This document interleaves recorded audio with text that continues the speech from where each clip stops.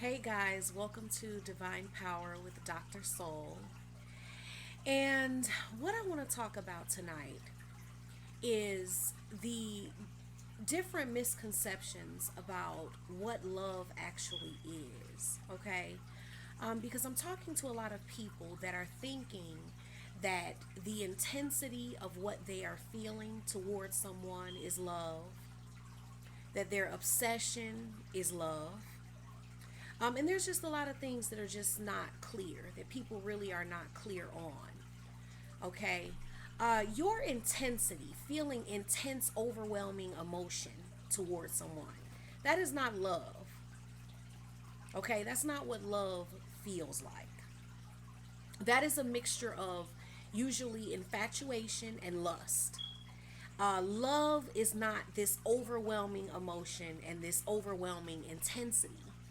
And I think a lot of people don't realize that. And this is why they're not looking at the fact that they're experiencing this a lot of times with people that they don't know really well. And to know a person takes a lot. It takes time for one, and a lot of communication.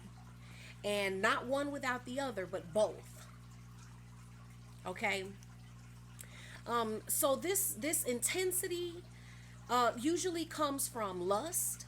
If you notice, a lot of that intensity has a lot of sexual desire and components and imagination and fantasy of, what sexual encounters would be like with that person, or having that person touch you, things like this. That's not love, that's lust. Okay? And combine that a lot of times with need that you're having, emptiness that you've been feeling in your life and needs that are not being met, loneliness, things like that compounded. That is what is making up the intensity. The intensity is made up of all the things that you're lacking in your life, all of the fantasies, imagination, desires that you have, and lust. Okay? So that's not, so you want to get away from thinking that if you meet someone and you feel all of this intensity, it's like people are automatically assigning that a label of love. And sometimes I think it's that people don't want to admit, people don't like to call lust what it is, so they call it love. And they say, I'm feeling all of this because of love, and they don't want to just be honest with themselves and say, no, I'm feeling all of this because of lust. You got to know the difference. And lust is a natural thing that happens. It's a chemical process. That's why they talk about chemistry. It's the chemistry, the chemicals within the body that get released, and how this person releases what chemicals in you. This is this is a chemical reaction. It's a hormonal reaction. And the thing about that is that reaction will not always be there. Okay?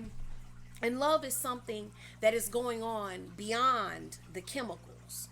Okay? It's beyond lust and infatuation. When the infatuation is gone, when the lust is gone, when that intensity is gone, which once you get to a healthy place, you will not experience that same level of intensity as you once did, once the wounding aspects of it are no longer at play, meaning your wounds are and emptiness and voids are no longer active. Yeah, you can, the intensity then would kind of be just lust. You may still feel lust because that's a chemical hormonal reaction that you can't control, but it does make a difference when you have wounds in there as well that are playing a role. um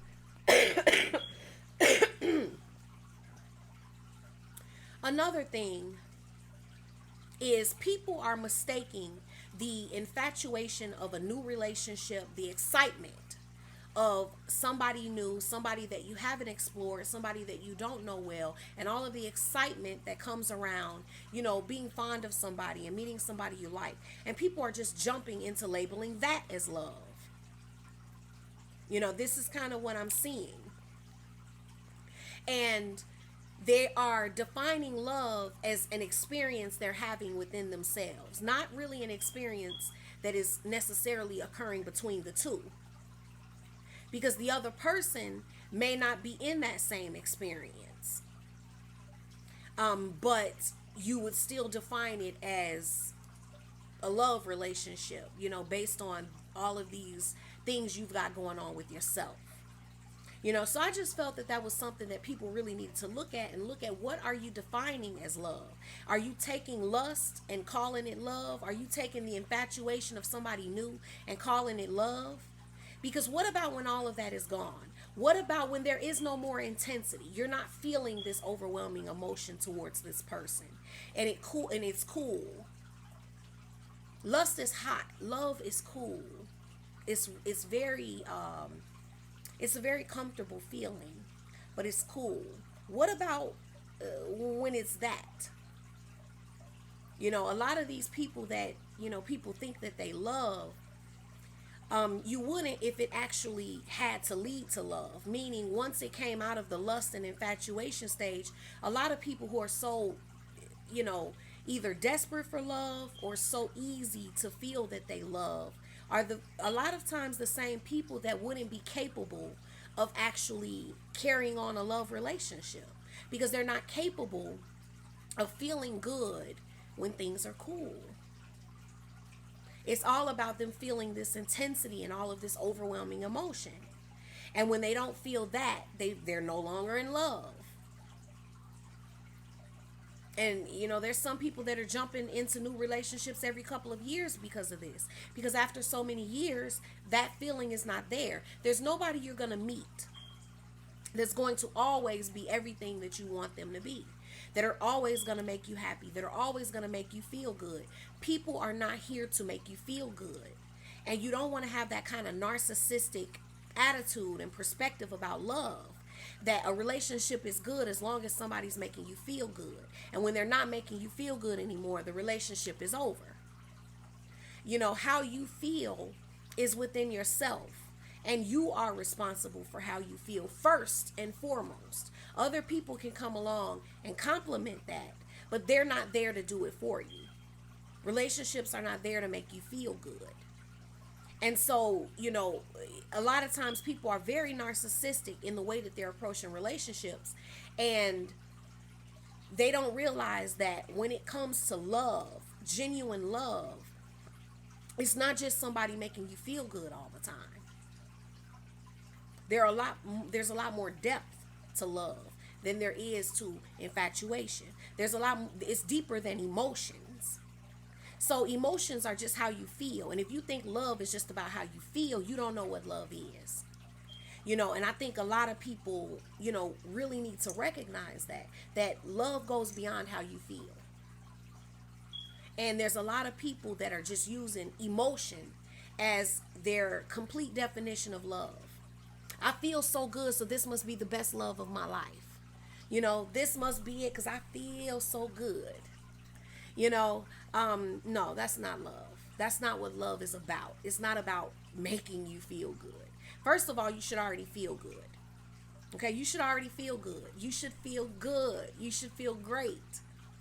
And people that come along that you want to enjoy that with, or who compliment that, you also understand that they can compliment it in one moment and not in another.